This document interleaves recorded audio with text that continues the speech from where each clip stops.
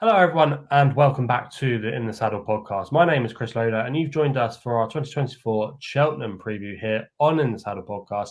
I'm delighted to be joined by Izzy Phillips and Katie Midwinter, as we're going to be previewing all four Grade 1s on day one, and also as well we'll be doing our Any Other Business section where we'll be discussing our other fancies for the opening day. But before we get started, let's see how things are with the girls. Izzy, I'll come to you here first. Are you getting excited for Cheltenham now? Massively. It's like we were messaging earlier, weren't we? Like it's like Christmas, proper Christmas Eve vibes. Well, not quite. Christmas Eve will be Monday. But yeah, so excited, so looking forward to it. Obviously, I think we've all been dead inside since last March, so now we can start to come alive again. Yeah, I know the previews over the last couple of weeks have kind of been lingering, and it's kind of been quite slow over the last week or so, but it's finally the end is in sight, as they say. So yeah, only a couple of days to go now. And how are things with you, Katie? You've been studying away? Yeah, I've just finished my blog. That took me a fair while, but I've been through all the races the first couple of days, and yeah, I'm really looking forward to it. I can't wait. It's just the pinnacle of our sport. Look forward to it every year, and by this time next week, it's going to all be over. So we really have to make the most of it. Yeah, we definitely are, and hopefully we can find you some winners. It doesn't look easy, but we'll try our best, and yeah, hopefully we can point you in the direction of some horses at least going to run well anyway. So let's get stuck into it. So the first race we're going to look at is the 130. It is the Supreme Novices Hurdle, Grade 1, and Mystical Power is vying for favouritism with Tully Hill at the time of recording. They're both 7-2. We've then got Firefox next in the betting at 9-2, Slade still at 7-1, Jericho Durepane at 8. And bigger are the rest. Izzy, I'll come to you here first. It looks like a match on paper at the top of the market between Willie Mullins' duo.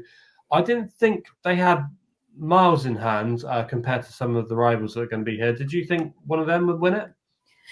Yeah, I'm not too enamoured with Mystical Power or Tully Hill, to be completely honest with you. I'm leaning towards a British runner, and I quite like the look of Tell Her the Name. So obviously it's no secret that Ben Paulin is on an absolute flyer at the moment, currently on a 20% strike rate. Tell Her the Name won't want too much rain. I know there's been a little bit more rain at Cheltenham, I think today or last night. And you know, he's only actually won a minor event at Huntingdon last time, but it was impressive. You know, it was a 14-length victory.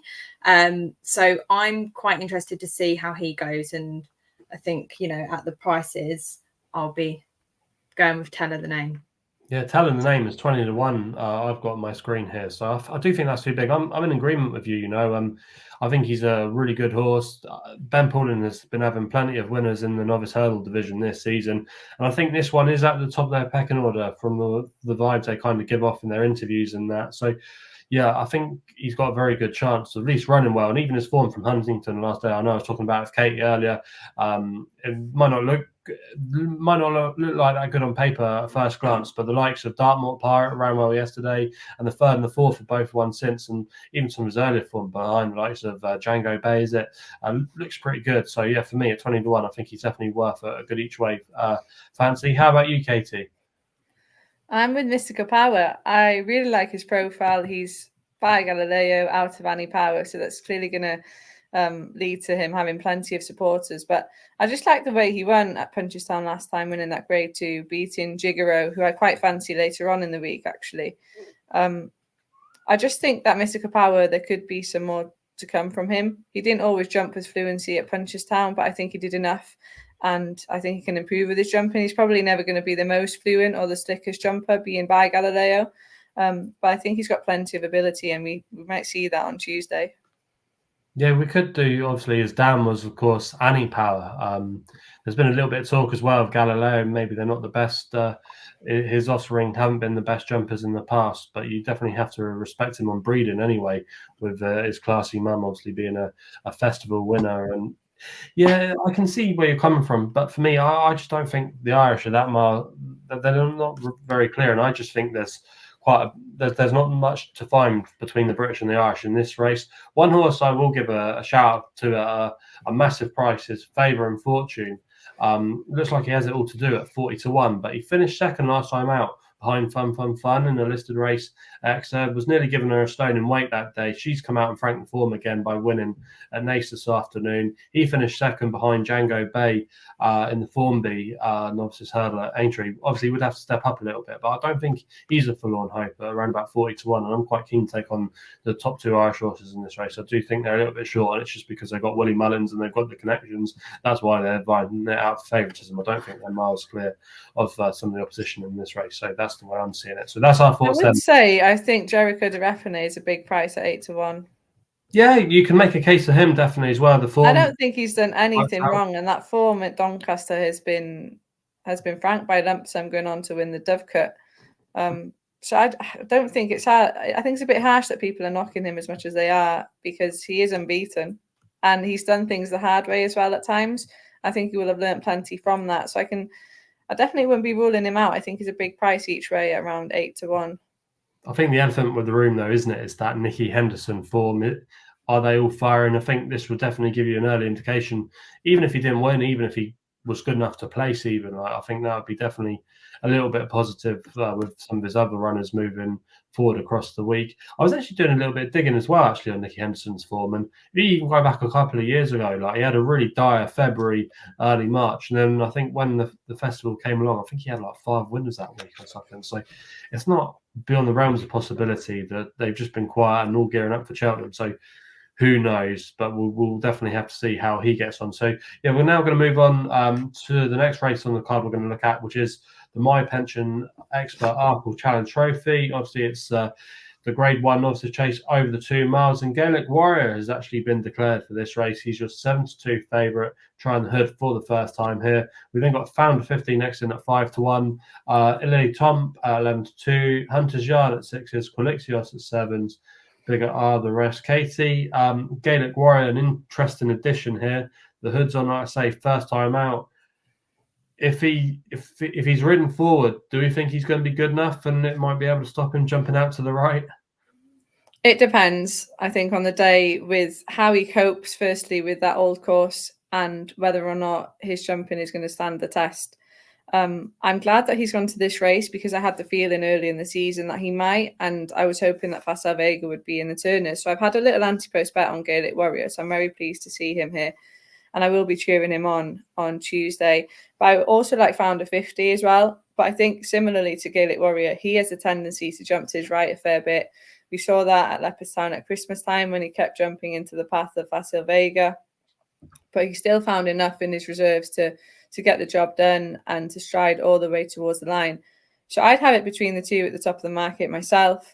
I think you're just worried that if Gaelic Warrior doesn't handle the preliminaries as he didn't at Dublin Racing Festival, that might affect him.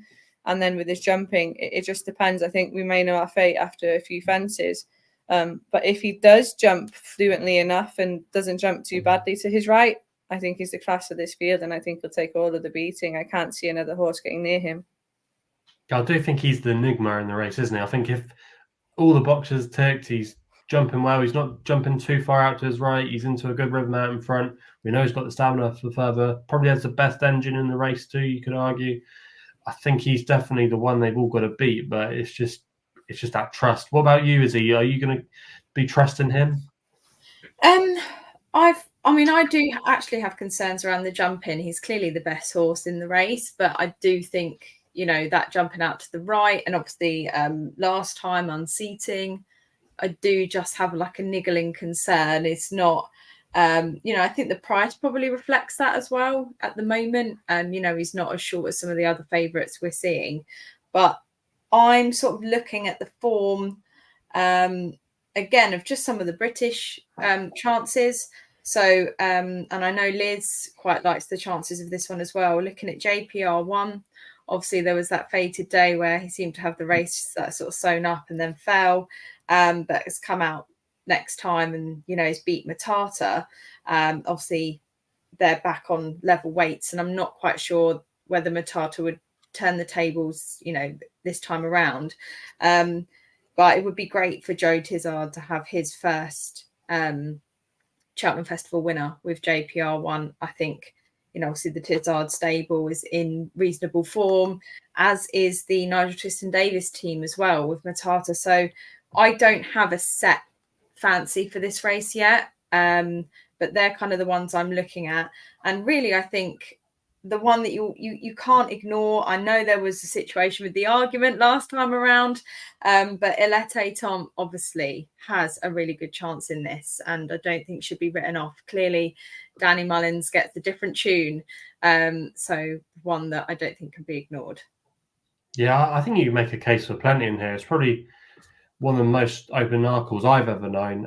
I think Gaelic Warrior is the one they've all got to beat, but JPR1, I wouldn't put you off there. I quite like him. I was on a panel with Henry Brooke, who picked up the pieces that day on Unpublic when he unseated at Cheltenham, and he was really taken with him, and Unpublic has come out and won since. So there is some substance to that form. Okay, it was only a small run of race, but he's improving, and I do think he's probably one of the best jumpers in the field. He's absolutely dynamite. Fence, and even at Lingfield the last day, he was idling up that home straight. Even though he just beat Matata by a small margin, he looked to have plenty up his sleeve that day. And I know the Tizards really do like him. He might not have the profile of being a classy hurdler like some of these, but I think he is definitely a horse on an upward curve. And even Master Chewy, I think he's no Mike here. If you go back through his form, he bumped into Elixir de Nuts in a handicap at Newbury. Now, Master Chewy was sent off 4-6 favourite that day, and okay, Elixir de Nuts did have to give him weight, but he's now a Grade 1 winner, even though it might be a bit fluke. But still, nonetheless, he bumped into a horse that was on an upward curve and had plenty of experience over fences. And then he beat a Grade 1 winner in Nickelback at Kempton. Just think at 25-1, he might just be slightly overpriced there. I could definitely see him being a little bit shorter. I think maybe on form he should be more of about a 14-16-1 shot. So I do think he is a little bit big there. But like I say, you can make a case for plenty in here and probably run the race a few times and get a few different results. So yeah, we're definitely seeing it from plenty of different angles. But I think what we all agree on is if Gaelic Warrior is on a going day, he's probably the most likely winner, but it's just hard to trust him, and that's why he's 7-2. But it'd be interesting to see how the market revolves around him on the day, if punters are going to side with him or not. I expect they will, but we're now going to move on to the Champion Hurdle, where we're not going to see the match that we wanted to see, Constitution Hill between State Man, because of all the issues going on with Constitution Hill over the past week. Hopefully he gets back soon, and we might be able to see him maybe once more this season, Aintree or Punchestown, somewhere like that. So we wish him well there. But State Man is your favourite at 2-5 odds on. We then got Irish Point next in the betting at 5-1, Iberico Lord at 12s, Not So Sleepy 22s, Zarek the Brave 25s. Bigger are the rest. Izzy, State Man just wins, doesn't he? Yeah, he's head and shoulders above the rest of this field, but also nice in a way for State Man to kind of have his day. Obviously, I think all of the kind of fame and glory comes around Constitution Hill, and I do think State Man becomes a relatively almost an underrated horse. So I think he's rightly the favourite. I mean, it's an 8-runner race currently, so maybe some each way value just for the places. I think State Man wins it, but I might have a little go each way on Zarek the Brave at 25s to get a place. Okay, Zarek the Brave maybe to maybe go each way then. For Izzy, how about you, Katie? State Man just wins, or have you found an angle to maybe have a bet? Yeah, I think State Man will win. But like Izzy, I think there's plenty of each way value in here because we've got the 8 runners as well, which makes it more of an interesting betting proposition than it would have been with Constitution Hill in here. I really like Nemean Lion. I think he's a big price, 28-1. He's rated 151. He's £8 higher than Iberico Lord, who's been supplemented for the race and is a much shorter price. And he's £11 higher than Lucia.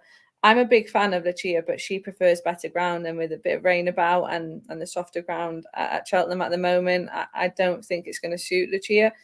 But I will be cheering it on the day because she's one of my favourites. But Nemean Lion, I think he's a tough horse. I can see him getting into a real battle and staying on all the way towards the line.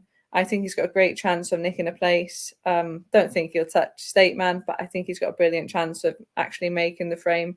And I'm glad that Connections have opted to go here and give it a go. But I think State Man is definitely by far the best horse in the race. And it will be nice to see him getting the Champion Hurdle crown, because he's a horse that has been to every big race. He never shies away from a challenge.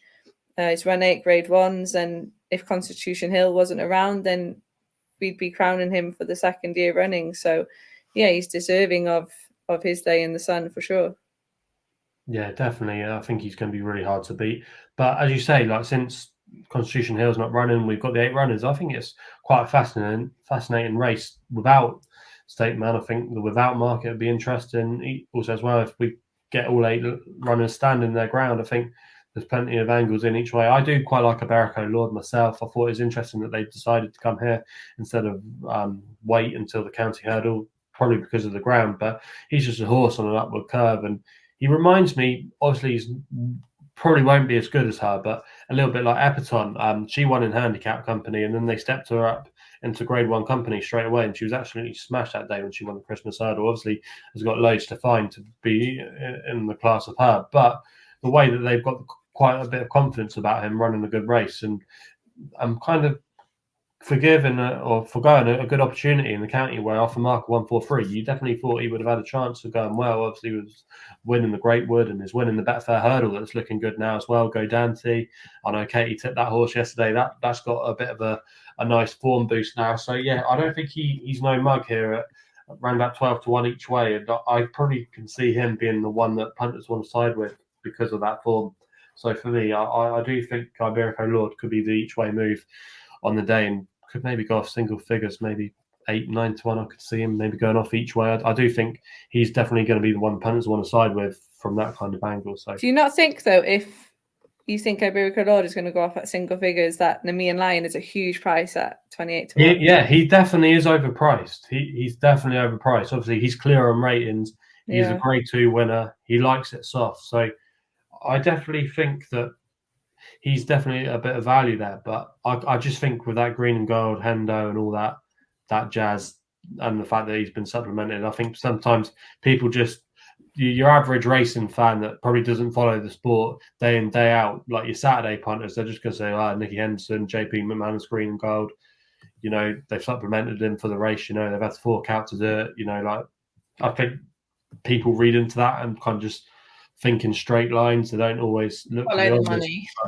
But that's why we've got you on the show, Katie. You know, you look at these angles, 33-1, and has got a lot of things in his favour. So, yeah, so that's the way you want to be looking at. Follow Katie and then just ignore me with Iberico Lord. Go for Nemean Lion. Just go Nemean Lion and Zarek the Brave. They're the ones.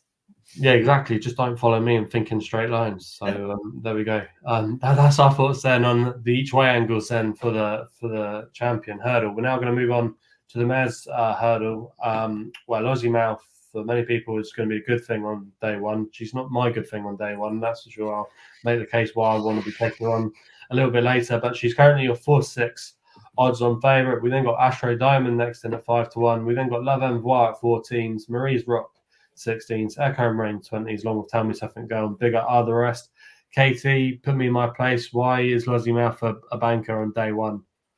She's just so far clear of the others in this race. She's just fantastic. I love her. She was amazing in the Triumph Hurdle last year. She's had a quiet season this season as to not be asked too much of her too soon, but she made a debut in open company in the international hurdle at Cheltenham in January, and she just blew the field away, including Lev Envar, who finished second in this race last year. Granted, she hasn't been at the same level this season, but there's been plenty of talk about Lossie Mouth that she should be in the champion hurdle because she's the only horse that could really put it up to State Man. So she's really of that level. I think she's going to be a real force to be reckoned with. She's so exciting, and I think she's just a class above here. But I'm going to give a shout to one each way because similar to the champion hurdle, because we've got that short price favourite, there's plenty of brilliant mares in here that are available at huge prices. Tell Me Something Girl was 25-1 earlier today, 20-1 now. She's been nibbled at, rightly so, I think. I think You Wear It Well, your old favourite, Chris, is a huge price at 33-1. Now, she hasn't been at her best this season, but on her first run of the season, she beat Lucia by 3 lengths in the listed mares race at Wetherby. She wasn't very good in the fighting fifths, but the ground was terrible on that day. She went to be quite prominent. I know she does go well from the front, but it just wasn't the race for her. And then at Sandown, that was at Sandown, of course. Then at Doncaster, she had that step up in trip against Marie's Rock. I just don't think she stays that trip well enough to be competitive against Marie's Rock on that day. I'm not sure what happened at Haydock. You can maybe say the ground again, but it seems like just an excuse because she has coped with softer going. I'm just not sure. I think I'd put a line through it though, because I think she's much, much better than that. If she's able to return to her best from the front, I think she could nick a place here. I think she's a good mare. I'm surprised you're deserting her, Chris, because I think she's a huge, huge price, 33-1. So I'm hoping that she'll be able to run into one of those places, but I'm firmly with Lossiemouth for the win.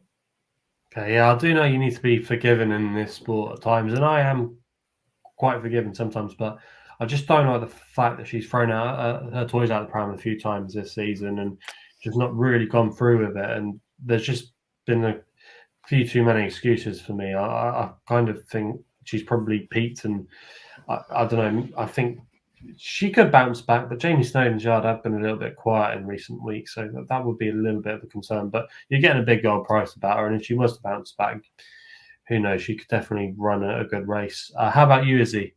Lossiemouth, where do you stand? Well, Lossiemouth should be going in the champion hurdle.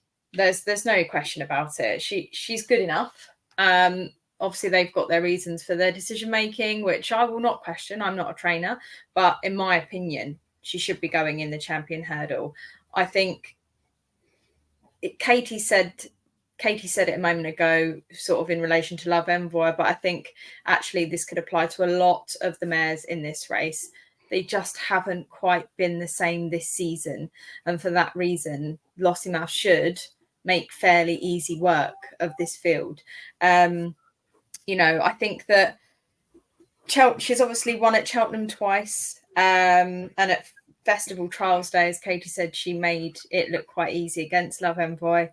There's a few in here that are kind of like old favourites, Love Envoy being one of them, but I just can't be siding with horses and stables that are appearing almost out of form when you're looking at a horse like Lossiemouth. So I think for me, it will probably be Lossiemouth wins, but no bet. Yeah, I mean, I think for me, if you want to back her at that kind of price, you want every box ticked. And yes, she's got the class, no doubt on it. But for me, I just would have question marks on her staying the trip. I think sometimes that we get carried away with the fact that she looks clear on rate and she's beating horses by wide margins, but then to step up another few furlongs isn't always easy. And sometimes when she's going to be taking on, especially a lot more horses here that are going to be more specialist over this kind of trip, like over 2.5, 3 miles, if it does become a test of stamina, especially on soft ground, it's not going to be easy for her. So for me, I would just be a little bit worried. Now, I think she's capable of running a very good race, but I'd be worried that maybe there could be something in there lurking that could maybe get a beat. And for me, I think round about the 4-6 shots, I think I can't have her at that price. For me, I wouldn't take her on. The one that I quite like at a huge price is Hispanic Moon for Henry de Bromhead. I think it's interesting that they're rolling the dice here. She beat Garland Massot last time out at Punchestown, but she was getting plenty of weight that day. But if you actually look at her profile, she's a horse that's on an upward curve, and I quite like that about mares. I think mares that when they just keep on improving, we just don't know where the limit is with her. And for me, the way she quickened in the last 100 yards in that race, now, okay, she beat Sailor V by 8 lengths, and she'd beaten that rival back in November. But I just like the way she did it that day. And they were a bit 50-50 where they were going to come to Cheltenham. And like I said, they decided to roll the dice.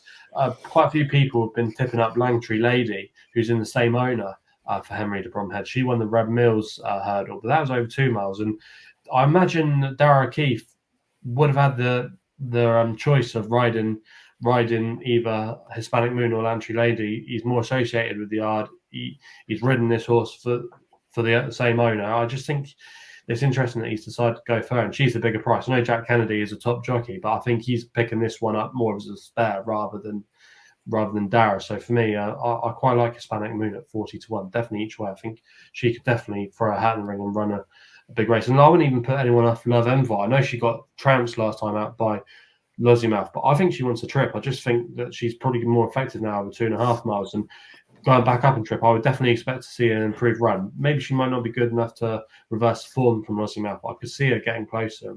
And it's interesting as well that they decided to go to the first-time cheek pieces. I think if she runs up to honeysuckle form last year, she's in with a chance. But she would have to bounce back after a couple of disappointing shows. There's no doubt about that. But me, I can't have Loziemouth at 4-6. But there we go. So that's our thoughts then on all the grade ones. Going to open it up now to any other fancies. Izzy, I'll go to you first. Is there anything else on the card you like on day one in any of the handicaps, National Hunt Chase, anything that caught your eye? Well, I don't have any important fancies of my own, Chris, but I have an important question for you. Will you be back in Chambard each way in the Ultima? Nah, he's gone. He's gone. He's done. Can't even back Really? Venetia at the moment. But he won at Aintree. Yeah, but he won at Aintree, but Venetia's horses aren't running great. You look at the last couple of runs, then marathon distances, Chris, back over 3 mile one, Cheltenham as well. 50-1. He can side. Well, if you want to back him, fair play, but I'm not backing him.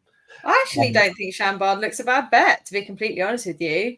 I think you can kind of forgive those last couple of runs over like 3 mile 4, 3 mile 6. Clearly 3 mile 1, 3 mile 2 is about the right distance. That's where the best form has come from. But that's one I had a little look at anyway, and I thought I'd double check whether you were siding with them or not. Don't worry, you can all write in and say how wrong I was, but I'm jumping the Chambard ship. Sorry, I can't have him. But the one I quite like in the Ultima, for what it's worth, if anyone's listening, is Trelawn. I thought he was interesting. I put him up that day when he ran at Wetherby, and he was wanted to veer out to the right, and David Bass gave him one hell of a ride to even get him competitive. He did come last in the 3-runner race last time out, but I do think it's good form. He's got good form at the track as well. Grey Dawning and Ginny's Destiny. I just think off the mark of 1-4 here, I think he's definitely worth a chance, and I think he's now ready for the step up and trip. I'm surprised they didn't go up and trip with him earlier this season. So I do like Trelawn. How about you, Katie? Is there anything else that caught your eye? Ultima, National Hunt Chase?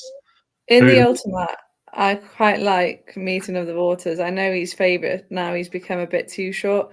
But I do like his chances. I think he'll go well. I originally liked Am I Right for the race, but he hasn't been declared. So hopefully we see him later on in the week if the ground does improve.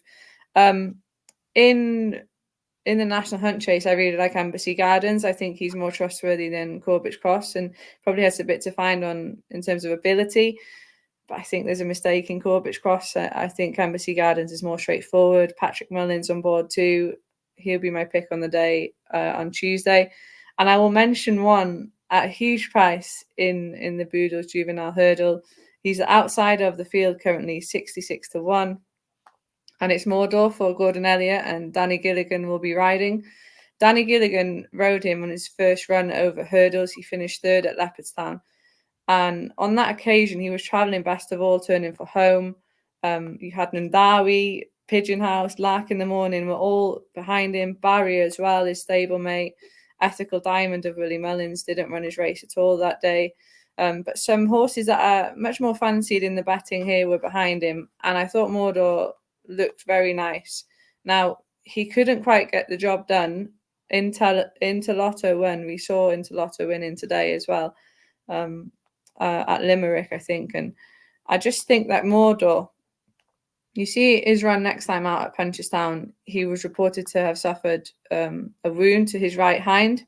So you can completely forgive that race, but he was sent off as 3-1 with Jack Kennedy on board.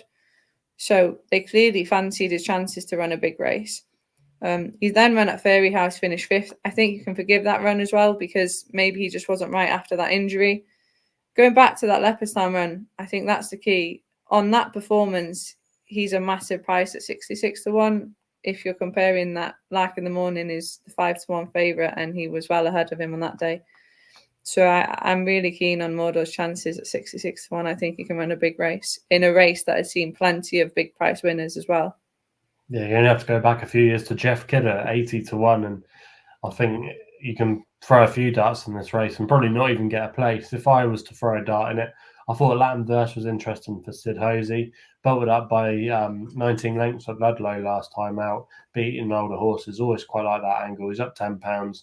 Yeah, he probably looks maybe a little bit more exposed than some in the race, but for me, I think he's on an upward curve. And even his run at Huntington, I thought was quite interesting behind a horse of Paul Nicholls called Cabral de Mathan. He was very impressive that day. We've not seen him since, so it's hard to get a grip on how good that form is. But I do like him, and there's been some money for him. He's now 25-1, was big as 40s when the betting opened up. So a few people coming on to him. And the other one, or the other race I'll give a mention on is the National Hunt Chase. I actually like 2 in this race. I don't think the Irish form is that head and shoulders above a couple in here, and I do like the likes of Kilbeg King and Henry's Friend. I've been quite a fan for Kilbeg King for this race for quite some time. It was no secret that Will Billick was going to come for the ride. Anthony Honeyball had the second in this race a few years ago with a horse called Miss Parfois. You just touched off by Rab Finden in a fight finish that day.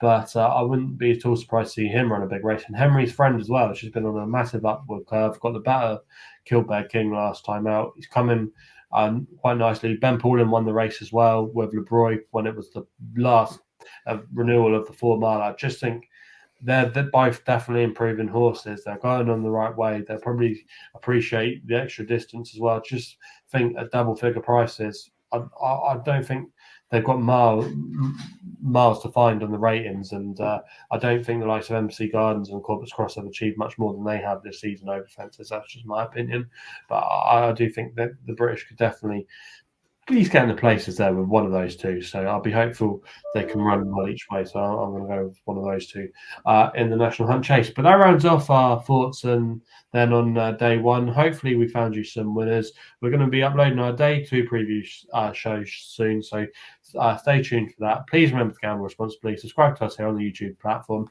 all the podcast platforms as well, and we'll be seeing you again soon.